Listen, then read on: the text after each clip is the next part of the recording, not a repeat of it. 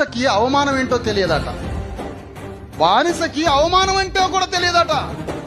ఒక పెళ్లిలోకి జ్యోతిరావు ఫూలే పోయిండు, ఒక అగ్రకుల పెళ్లిలోకి.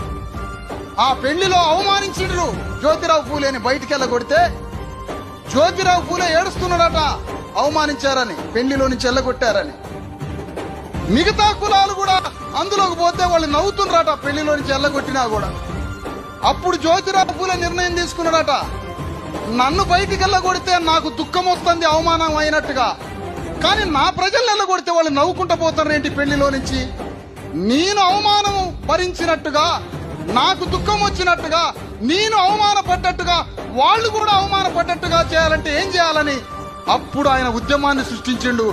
ఆయన ఉద్యమాన్ని సృష్టించబట్టే ఈ రోజు ఈ దేశంలో మనందరం విముక్తైన జ్యోతిరావు ఫూలే వల్ల.